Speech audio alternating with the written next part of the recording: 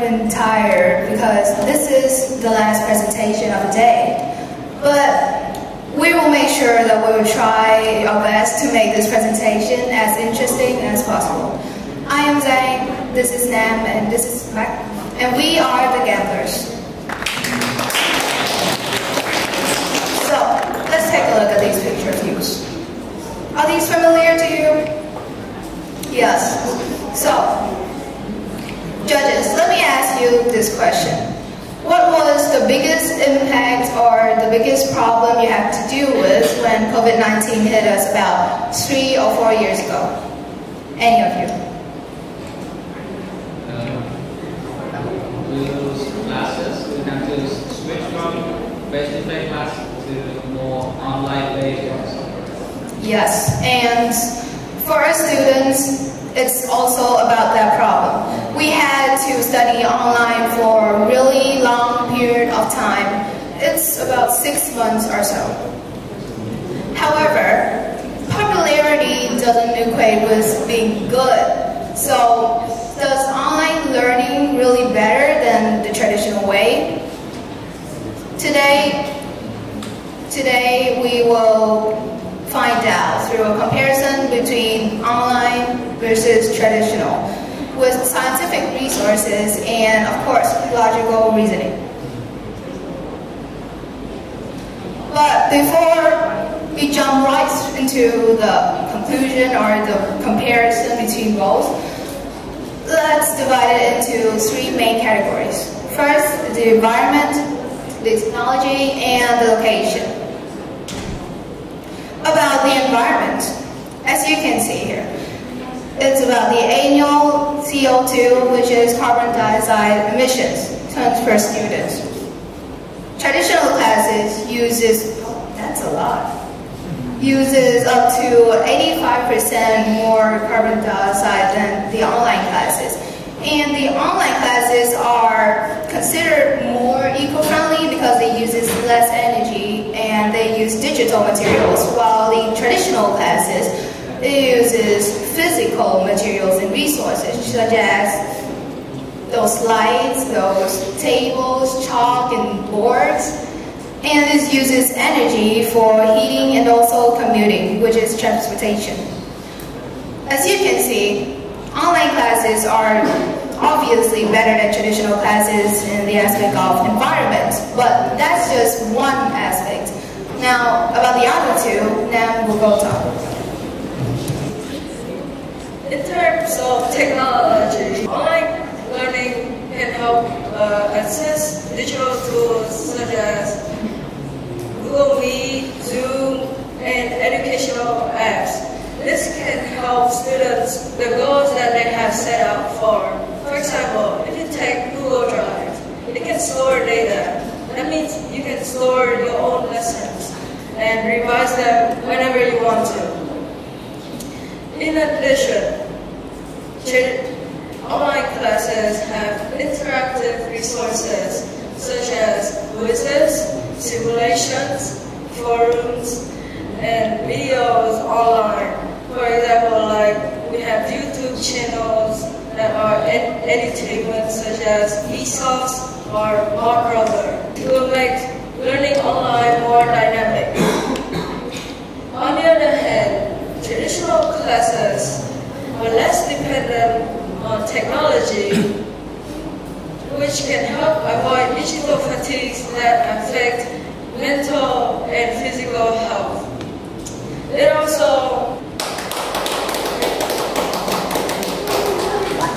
also makes your brain work harder, as you don't have any open source online that you can rely on. Not to mention, learning traditionally can allow students to focus more on the lesson without worrying about tech issues. Finally, when it comes to location, online classes offer great flexibility. You can travel, you can learn from anywhere you want, and won't be required to travel to any specific place. Meanwhile, traditional classes often require students to travel to a dedicated place, but ensures a more sociable environment. Though both look like they give you the same benefits, there are still some problems that online classes have, but traditional classes can solve it easily. One major problem is distractions. While online classes offer great flexibility, they also provide more opportunities for distractions. Students can easily lose focus due to games, social media, messages, background noises, or even browsing unrelated websites. Many of my friends, even myself, were distracted by games and didn't take the online classes seriously. Increased chances of cheating. Online learning makes it easier for students to cheat. Without supervision, students can look up for answers through websites, use AI tools, or ask others for help without being noticed. Traditional classes can help prevent this, as teachers are physically present to monitor students and ensure academic honesty. Finally, reduce communication skills. Spending a long amount of time learning online can reduce your real-life interaction. We can see this right after COVID-19, as many people couldn't communicate or work with others just because they have spent so much time learning online back then. On the other hand, traditional classes offer face-to-face interaction. Students can talk with their classmates, ask teachers for questions, or give advice, builds more confidence in speaking and collaborating. Due to these reasons, it is more preferable to choose to learn in traditional classes rather than online classes. Furthermore, I will let Bách to explain the misunderstandings that online classes have. Why isn't online learning better, guys? Because it's better and more people use it. Yeah? I'll even show you, judges. Look at this look at this board right here. We can see that this board shows the growth in online and traditional enrollment from 1990 to 2025. That's 35 years for you. You can see that even without online learning, traditional education only consisted of about 50 million learners until the year 2000, when internet was introduced widely across the world, and it overtook traditional education by, wow, that's a lot, about 700 million people. Yeah, that's like 3 times. You see? Flexibility, popularity, I should say, isn't everything.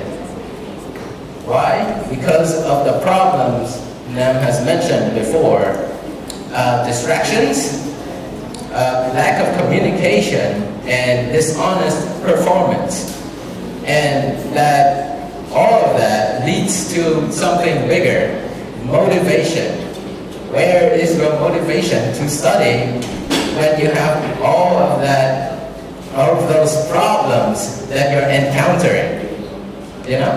So what I'm trying to say here is that there's more people using online learning than traditional, but popularity and its flexibility in teaching others and giving information isn't everything, because traditional classes, they provide a social space for learners to interact with face-to-face, and on top of that, you get real-time support and just social interactions and all of that stuff.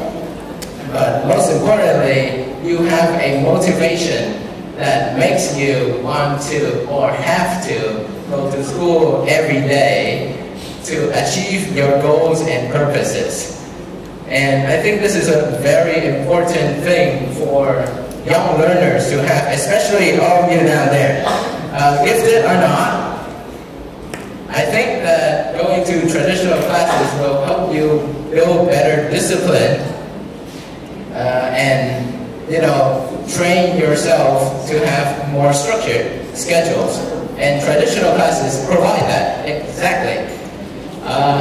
So to conclude, first point, traditional classes are better. We choose that because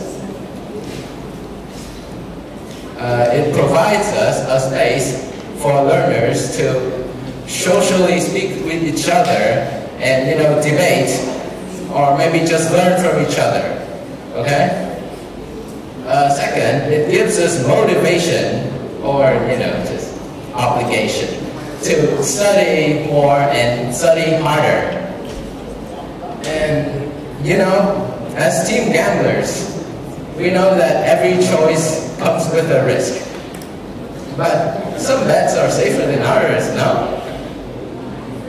Choosing traditional classes is not rejecting innovation or technological advancement, but rather trusting an option or a method that we can reliably use to succeed. In the game of education, this is the most confident hand we're playing. And thank you for listening to our presentation. That is all.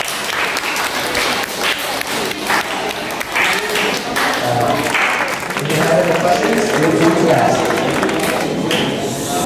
So the first question is about why don't we feel the same when we study online by the Zoom, for example, even though we are able to see each other in face-to-face already on Zoom, we can actually see or hear people's voices.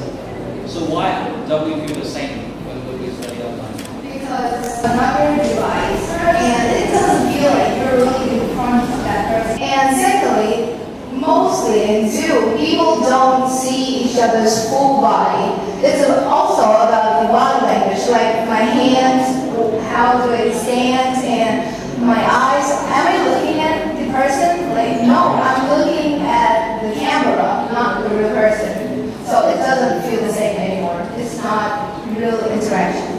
Okay. So the second question is, so what would you say is an ideal ratio of proportion between an online classroom time and then a face-to-face learning? Because ideal, if you could combine the two modes of learning, right? So what should be the ratio, like 90% online learning, 10% face-to-face, or vice versa? For your question, we'll discuss a bit.